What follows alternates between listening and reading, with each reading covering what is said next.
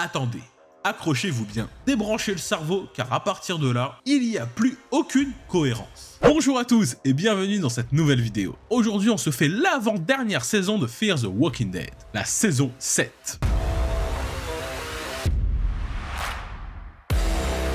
Souvenez-vous, Dakota a fumé John Dory, on a découvert un nouveau groupe de fous furieux qui font péter des bombes nucléaires et Dakota a aussi fumé leur chef. Et elle aussi a littéralement fumé. Et nos persos se sont cachés comme ils le pouvaient. Allez, générique, et c'est parti.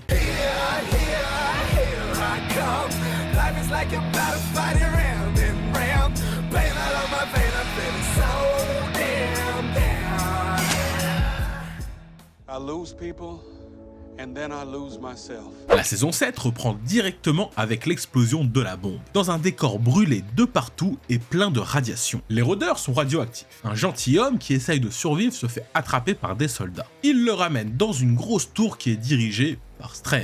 C'est devenu l'empereur des lieux. Il a ses elfes de maison qui font tout ce qu'il dit. Et je ne vous parle pas de sa dégaine à la Jack Sparrow. Il fouille le gentilhomme et découvre qu'il a avec lui le pendentif que Strand avait offert lui-même à Alicia. Donc ça l'interpelle et l'énerve un tout petit peu. Il l'interroge car il est prêt à tout pour la retrouver. Il se trouve sur les lieux où le gentilhomme aurait trouvé la médaille. Mais rien, comme par hasard. Donc il s'énerve à nouveau. Il tombe sur les lieux où Alicia était gardée, l'ancien QG de la secte a été dit. Alicia a laissé un petit post-it sur la vitre avant de partir. Elle dit qu'elle cherche Padre, inconnu au bataillon. De retour à la tour, Strand n'a plus besoin du gentilhomme. Alors, il le balance dans le plus grand des calmes. Morgan et Grace vivent dans le sous-marin. Ils ont décidé de garder le bébé. C'est une petite fille qui s'appellera Mo. Oh, you gotta be kidding me. Mais ils commencent à manquer de vivres. Alors, ils partent en exploration. Morgan a un accident de voiture et ils sont attaqués par un couple de psychopathes qui ont perdu leur bébé. Alors, ils veulent capturer Mo pour soigner leur petit cœur et la fumer au passage. En toute logique, ça échoue. Mais ils les fument et rentrent au sous-marin bredouille.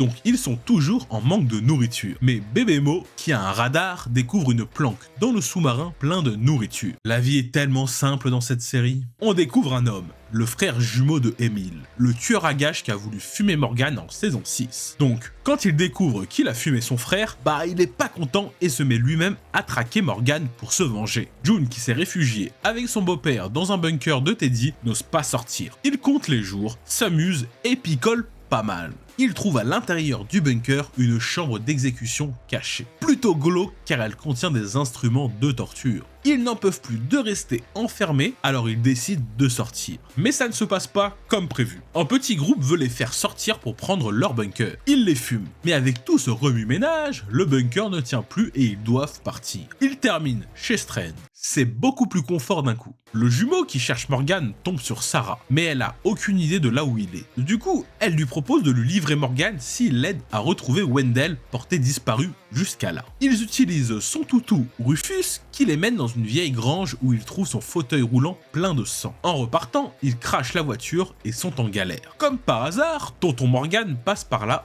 et les aide.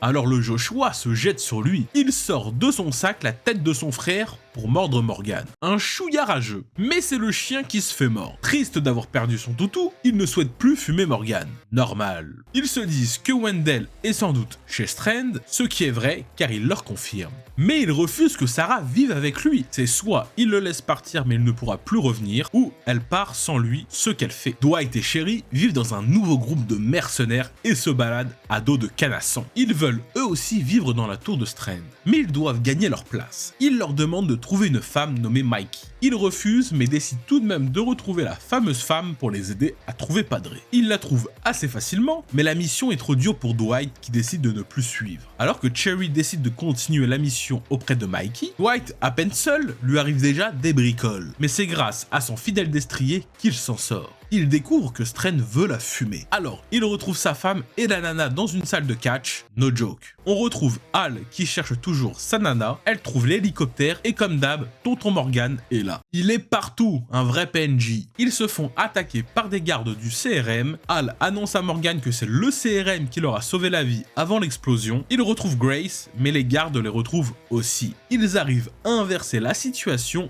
et s'enfuir. Le soir, avec Al, il décide de se venger et de tendre un piège aux gardes. Ce qui fonctionne plutôt bien.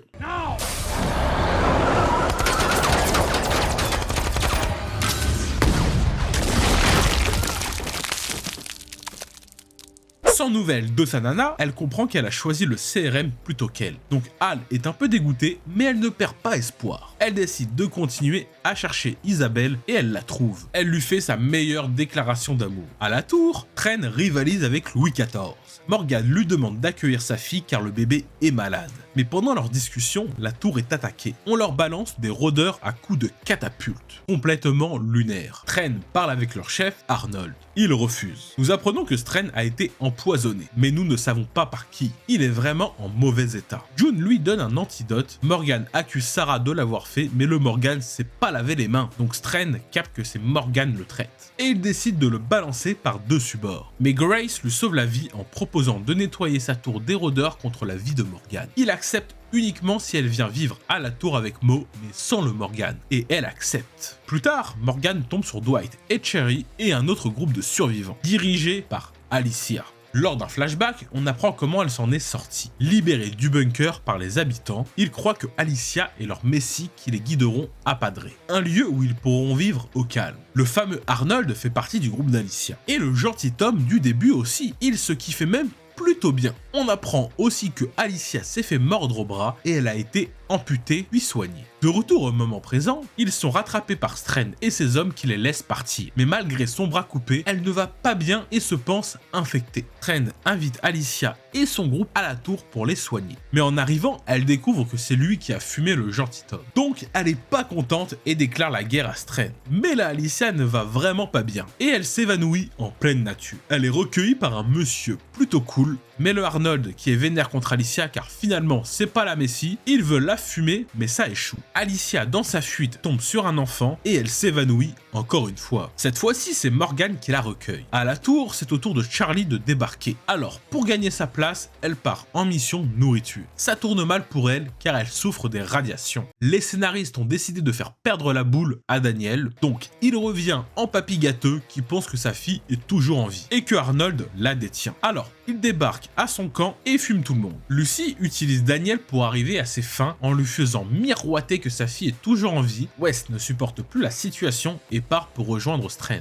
À la tour, Baby Mo a disparu. C'est alerte générale, il faut retrouver le bébé. On apprend que c'est June et son beau-père qui veulent sortir Mo de la tour pour permettre à Morgan d'attaquer sereinement, mais leur plan échoue. Et on apprend que John Dory Sr. est aussi atteint par les radiations. Alors, il n'a plus rien à perdre, décide d'agir à nouveau, il assomme le Strand et armé comme un poilu de la guerre mondiale, sort le bébé de la tour. Mission accomplie, il termine en steak haché. Du côté de Dwight et Cherry, ils essayent de rejoindre Morgan pour l'attaque de la tour. Cherry en profite pour annoncer qu'elle est enceinte. Morgan lui retrouve Alicia. Elle prévoit d'attaquer la tour ce soir. Alors, il met Mo à l'abri sur un radeau et part avec. À la tour, elle essaye de négocier avec Strand, mais ça ne fonctionne pas. Car en plus, elle ne tient plus debout avec sa morsure. Papy Daniel se rappelle enfin que sa fille est morte. Charlie est en train de mourir dans son lit tellement elle est brûlée par les radiations. Wes est à deux doigts de fumer Alicia, ce qui ne passe pas pour Strand, et le fume avec son sabre. Alicia et Strand se disputent en haut de la tour, elle y met le feu et perd encore une fois connaissance. On apparaît d'un coup le lendemain sur la plage avec tout le monde et la tour est en ruine. Donc clairement, aucune image du combat et de comment ils se sont sortis de cette tour. Et en plus, Strand est là. Ils veulent tous partir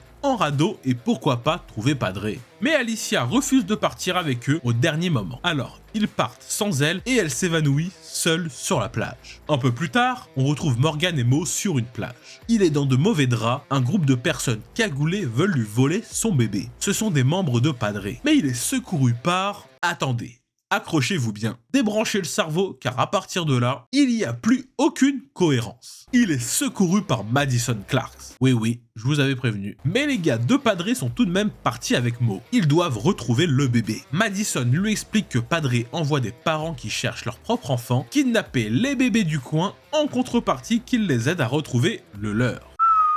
Et c'est une source sûre car elle en faisait partie avant. Morgan découvre que c'est la mère d'Alicia et de Nick. Il lui promet de tout lui raconter si elle l'aide à retrouver Mo. Alors, pour intégrer Padre, il prétend vouloir devenir lui-même un collecteur d'enfants. C'est sur un bateau que Morgan se dirige vers Padre. Fin de Fear the Walking Dead, saison 7. Merci à tous d'avoir suivi cette vidéo. Si vous voulez un récap d'un film ou d'une série en particulier, n'hésitez pas à me le dire dans les commentaires ci-dessous. Ça marche aussi pour une histoire ou même un documentaire. Merci par avance pour votre petit pouce bleu ou votre abonnement. Ça aide fortement la chaîne à gagner en visibilité et ça contribue à son développement. N'hésitez pas à nous rejoindre également sur les réseaux sociaux, ils sont dans la description. Restez branchés, de prochaines vidéos arrivent rapidement sur la chaîne, donc prenez soin de vous et à bientôt.